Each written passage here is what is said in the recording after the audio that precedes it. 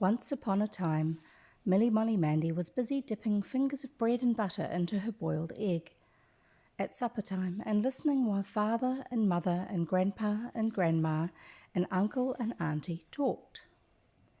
They were counting how long it was that grandpa and grandma had been married, and it was a very long time indeed, nearly 50 years. Grandma said, "Our golden wedding next month." Milly-Molly-Mandy was very interested, though she did not know what a golden wedding was, but it sounded rather grand. "Do you have to be married all over again when you've been married 50 years?" she asked. "No," said Mother. "It's more like having a very special sort of birthday. When you've been married 25 years, you have a silver wedding day, and people give you silver presents. But when you've been married 50 years, it's a golden one. We shall have to think what we can do to celebrate Grandpa's and Grandma's golden wedding day. Dear me." Milly-Molly-Mandy whispered, "Do we have to give golden presents to Grandpa and Grandma?" Mother whispered back, "We shall have to think what we can do about it, Milly-Molly-Mandy. But there are different sorts of gold, you know. Sunshine and buttercups and, well, little girls even, can be good as gold sometimes. We shall have to think." Grandpa, eating his kipper, heard their whisperings and said, "If Milly-Molly-Mandy promises to be as good as gold that day, you can just wrap her up in tissue paper and hand her over. She'll do for a golden wedding present." But Milly-Molly-Mandy wouldn't promise to be as good as all that. She did wonder, though, what sort of gold presents father and mother and uncle and auntie would be giving to Grandpa and Grandma. And she wondered, too, very much, what sort of a gold present she herself could give. It was important to think of something very special for such a special occasion. She talked with little friend Susan and Billy Blunt about it before school next morning. Little friend Susan said, "I'd like to give a present too, but I haven't enough money." Billy Blunt said, "I'd be rich if I could give anybody a gold present." "But it doesn't always have to be that sort of presents," Milly-Molly-Mandy told them. "There's good as gold if we could think of something like that, only I can't think of what." And then they met others on their way to school and had other things to think about. A few days later, Billy Blunt showed Milly-Molly-Mandy a crumpled bit of newspaper he had in his pocket and made her read it. It was something about a Golden Jubilee concert somewhere. Milly-Molly-Mandy couldn't think why Billy Blunt bothered to keep it. "Plain as your nose," said Billy Blunt. "Golden Jubilee means 50 years, like your golden wedding business. They're having a concert to celebrate. Thought you might be interested." And then suddenly Milly-Molly-Mandy was very interested. "You mean we might do something like that for Grandma and Grandpa?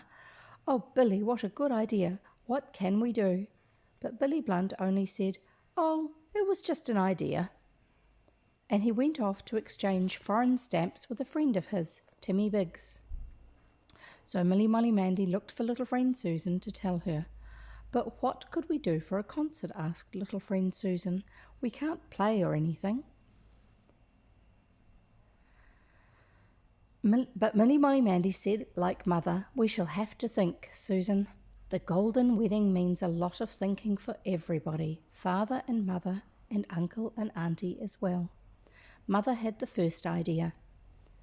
She said, while Grandpa and Grandma were out of the way, "I shall make a big golden wedding cake iced with yellow icing and trimmed with gold hearts and a gold paper frill. We'll have a golden wedding tea party." Father and uncle and auntie and Milly-Molly-Mandy thought that was a grand idea.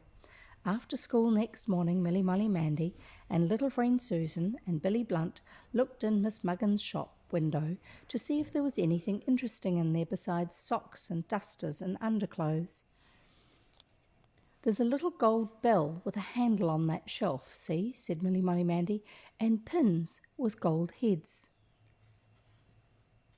"Those yellow pencils with gold tops look quite cheap," said little friend Susan, "and that happy returns card with gold print. Really, there seem to be quite a number of gold things if you kept your eyes open." Billy Blunt looked carefully but said nothing. "Have you thought what you can do at the concert?" Milly-Molly-Mandy asked him. "What concert?" said Billy Blunt. "Our golden wedding concert, of course," said Milly-Molly-Mandy. "Ha!" said Billy Blunt.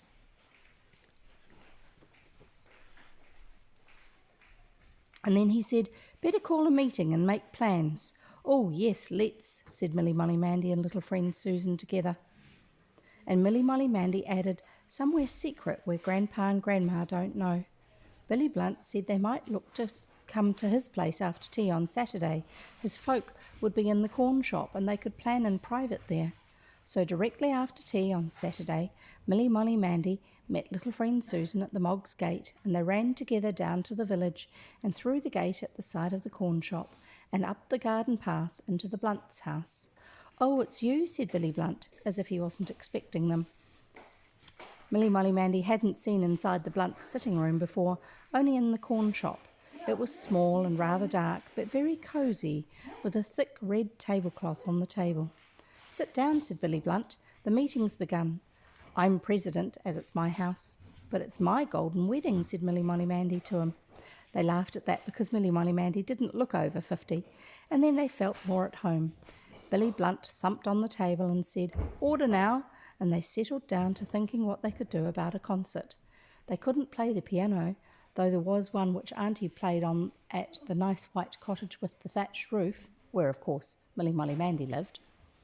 Billy Blunt had an old mouth organ, but it was broken, and little friend Susan had a dulcimer, but her baby sister played with it and half the notes were gone. "Then we'll have to make up things," said Milly-Molly-Mandy. "I can play a comb and tissue paper."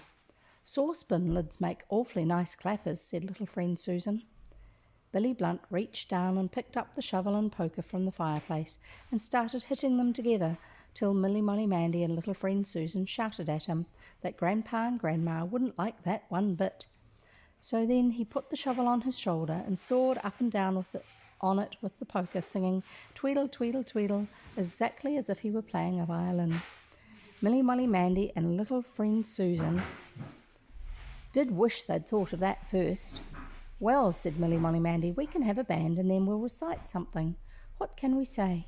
"Let's write a poem," said little friend Susan. So they thought a while, and then Milly-Molly-Mandy said, "Dear Grandpa and Grandma, we want to say we wish you a happy golden wedding day." "Bit long," said Billy Blunt. "But it rhymes," said Milly-Molly-Mandy. "Yes, it does," said little friend Susan. Can't we get in something about many happy returns?" "Can you have returns on golden weddings?" asked Milly-Molly-Mandy. "I thought you only had one." "You could have one every 50 years, I expect," said Billy Blunt. "You'd be a bit old by next time, though." "Well, we'd like Grandpa and Grandma to have heaps of golden weddings till they were millions of years old," said Milly-Molly-Mandy. So they thought again and added, "We want you to know our heart all burns to wish you many happy returns." Billy Blunt wrote it down on a piece of paper, and while the others tried to think up some more, he went on scribbling for a bit. Then he read out loudly, "We hope you like this little stunt done by Mr. William Blunt." There was a lot of shouting at that, as others, of course, wanted to have their names in too. They made so much noise that Mrs. Blunt looked in from the corn shop to see what was up. Billy Blunt said, "Sorry, Mum," and they went on with the meeting in whispers. Well, the great day arrived. Only a few special people were invited to the party, but there seemed quite a crowd. Grandpa and Grandma, Father and Mother, Uncle and Auntie, Mr. Moggs and Mrs. Moggs, their nearest neighbours, little friend Susan and baby Moggs, who couldn't be left behind, Billy Blunt, by special request, and of course Milly-Molly-Mandy. Mother and Auntie between them had prepared a splendid tea with the big decorated Christmas wedding cake in the centre, and buttered scones and brown and white bread and butter and honey and apricot jam and lemon curd tarts and orange buns. Everything as nearly golden coloured as possible, of course, arranged around it. But before Mother filled the teapot, everybody had to give Grandpa and Grandma their golden presents. Milly-Molly-Mandy and little friend Susan and Billy Blunt were all very interested to see what everyone was giving. Well, Mr. and Mrs. Moggs gave a beautiful gilt basket tied with gold ribbons, full of lovely yellow chrysanthemums. Father and Mother gave a pair of real gold cufflinks to Grandpa, and a little gold locket with a photo of Milly-Molly-Mandy inside to Grandma. Uncle and Auntie gave a gold coin to hang on Grandpa's watch chain, and a thin gold neck chain for Grandma's locket. And then it was time for Milly-Molly-Mandy and little friend Susan and Billy Blunt to give their presents. They stood in a row, and Billy Blunt lifted his shovel and poker violin, and Milly-Molly-Mandy her comb and tissue paper mouth organ, and little friend Susan her saucepan lid clappers, and they played and sang and hummed and clashed, "Happy birthday to you," only instead of birthday they sang, "Happy golden wedding to you," and then they shouted their own poem all together. "Dear Grandpa and Grandma, we want to say we wish you a happy golden wedding day. We want you to know our heart all burns to wish you many happy returns. We hope you like our little stunt from Milly-Molly-Mandy, Susan and Billy Blunt." Grandpa and Grandma were nearly overcome, and everybody clapped as the three gave their presents then. 2 long yellow pencils with brass ends, which looked like gold, one from little friend Susan, 2 golden glamour sachets from Billy Blunt, and a little gold bell to ring whenever they wanted her from Milly-Molly-Mandy. Grandpa and Grandma were pleased. There was quite a bit of talk over Billy Blunt's sachets, though, as he had thought they were scent sachets, but the others said they were shampoos for golden hair, and of course Grandpa's and Grandma's hair was white. However, Grandma said her sachet smelled so delicious she would keep it among her handkerchiefs, and Grandpa could do the same with his, so that was all right. Then they had tea, and Grandpa and Grandma cut big slices of their golden wedding cake with a shiny gilt heart for everybody. Afterwards, Grandpa made quite a long speech, but all Grandma could say was that she thought such a lovely golden wedding was well worth waiting 50 years for. So then Milly-Molly-Mandy and little friend Susan and Billy Blunt knew they had really and truly helped in making it such a splendid occasion. The end.